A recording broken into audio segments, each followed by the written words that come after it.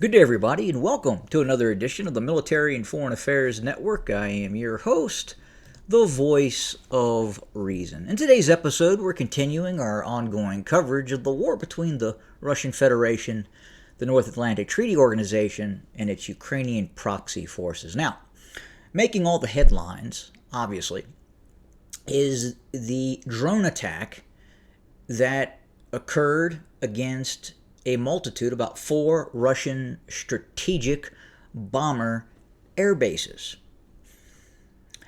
Now, there's a lot going on here. There's a lot of messaging that is happening in this strike that maybe you, the viewer, haven't even thought about. Or maybe you're asking yourself, why is that being said? Now, first and foremost, the Ukrainians are claiming that they destroyed up to 40 Russian strategic bombers. The mainstream media has run away with this, saying up to like 40% or whatever the percentage of the strategic bomber fleet of the Russian Federation has been destroyed. That a large component of the strategic triad of the Russian Federation has been rendered incapable of future-facing operations. Now, what really happened? What is really going on? Now, the first thing I want to point out is the messaging.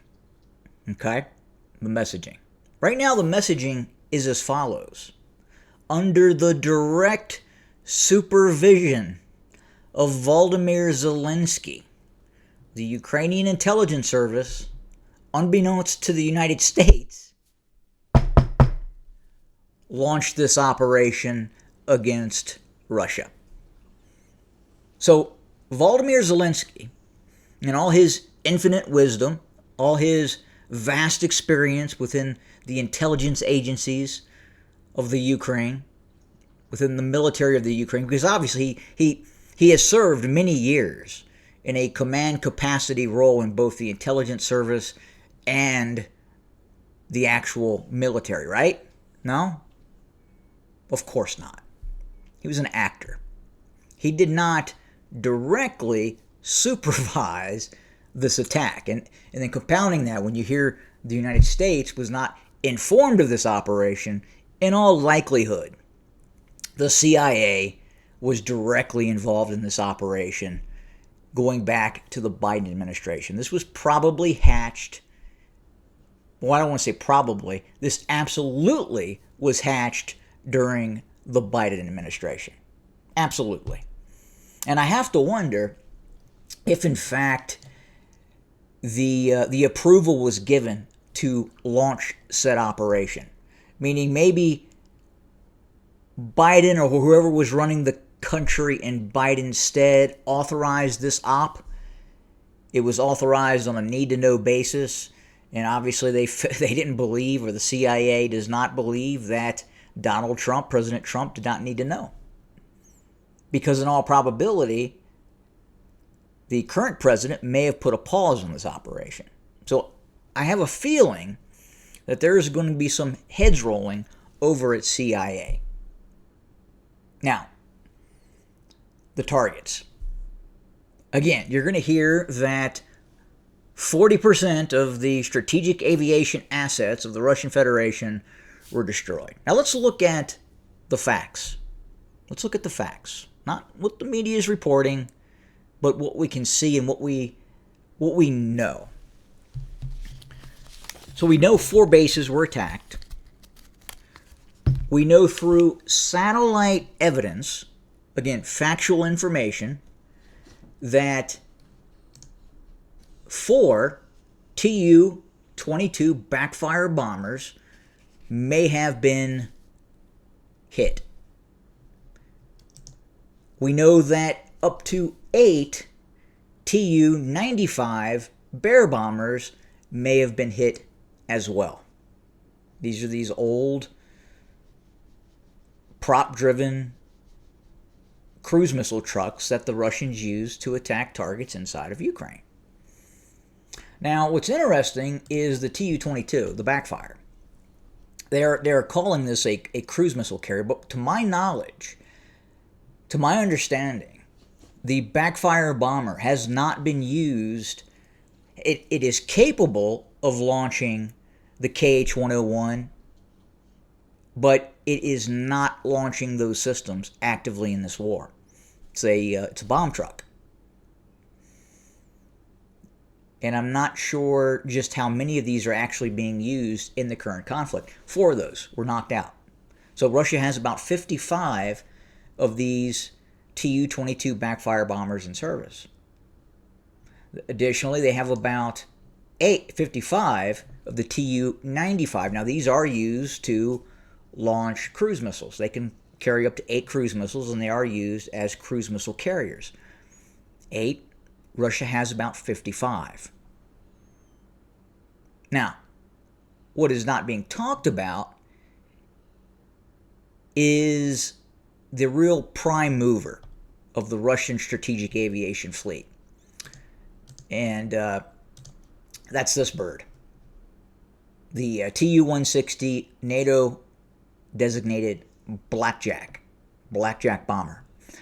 The Russian Federation has about 20 of these, with 10 more in production. So when you hear the media claiming that, well, Russia can't build strategic bombers, well, they're building strategic bombers. They're building a much more advanced version of the older Tu-160 strategic Blackjack bomber. These are being produced by the Russians. These are also cruise missile trucks. None of these, and these are much more capable systems than obviously the old Bear bombers and the older Tu-22 backfires. None of these were hit by Ukrainian forces.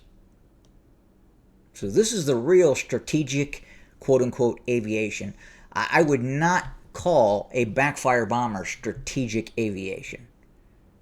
It's an old-school bomb truck that has capacity to at least launch certain cruise missiles and then the KH-47 Kinjal.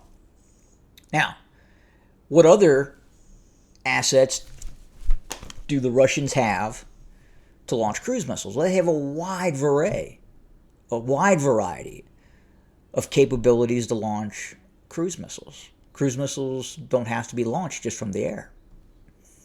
And nonetheless, Russia still has a very capable apparatus to launch air-launched cruise missiles.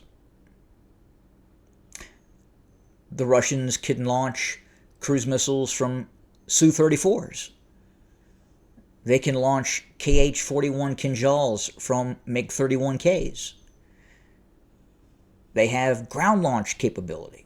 They have Iskanders. Dozens upon dozens upon dozens of Iskander launchers that can launch ground-launched cruise missiles and semi-ballistic Iskander missiles, much like the KH-41 Kinjal, which is essentially an air-launched Iskander. It has a sea capability. It has Kilo-class submarines. There are corvettes in the Black Sea that have a cruise missile capability. There are non-open source systems that Russia has to launch cruise missiles. Clandestine ways of launching cruise missiles. Just as the Ukrainians launched this drone attack against these Russian airfields, the Russians have the same clandestine capability to launch cruise missiles.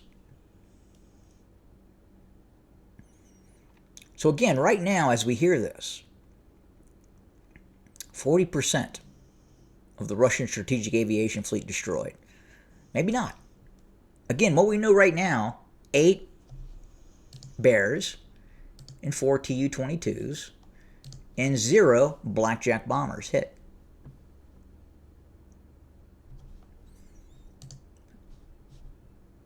So that leaves the Russians with about 40 plus, 47 Bear bombers. And if we really want to get technical, about 50 of the Blackjack bombers. 51. Now, is that 40% of the Russian strategic aviation fleet? The answer is no, it's not. Now, messaging. This is very important. Why is the mainstream media, why are the Ukrainians stating that this operation was directly supervised by Volodymyr Zelensky? This is an interesting component to this operation. I think at this point, Volodymyr Zelensky has made himself a massive target. There's going to be consequences for this strike. Look, it's war. Was this a legitimate target for the Ukrainians to go after these bombers? Yeah, absolutely. It was a publicity stunt. Will it change the ultimate outcome of the conflict? Will it have a direct impact on the course of the war? No, it won't. Maybe, at best, what the Ukrainians have done is caused the Russians to change a timetable on a future operation. Because maybe a few of these quote unquote strategic bombers were going to be used in the near future. But again, in about 90 days, maybe less, the Russians are going to have alternative capacity to launch cruise missile strikes. The effectiveness in terms of reducing Russian capability, in all probability, can be measured in a couple of weeks. At best. At best. So why did the Ukrainians do this? Why did the Ukrainians launch this strike against these Russian bombers, against these far off and away airfields? PR, public relations. They're losing the war. The Ukrainian army is on the verge of collapse. The Russians are conducting encirclement operation of Pokrovsk and many other areas along the front lines. You can see that as we look at these various mapping services. The war is not going very good for the Ukrainians. And then compounding that, as we talked about yesterday and the day before, is the manpower shortage. The manpower shortage in the Ukrainian army is horrid right now. Horrid. They can't get individuals to come fight. They are on the verge of breaking. And this is what this operation was designed to do. It was designed to cause hope. Hope. Hey, look what we were able to do. We were able to launch some quadcopter drones and attack a few Russian bombers. And that's what they did. But again, is that capability going to really be reduced? If we look 6 months into the future, if we look 90 days into the future, is it really going to have an impact on Russian cruise missile operations? I would say probably not. Now, we can expect to see a response by the Russians. What is that going to look like? Are we going to see medium-range, heavy ballistic missiles raining down on Kiev? Possibly. There's going to be a response. But again, it's interesting to see that messaging regarding Volodymyr Zelensky. Why was he put as the architect of this operation when in reality, he's not? He's not. He's an actor. He is there to act and play a role. And he's playing that role.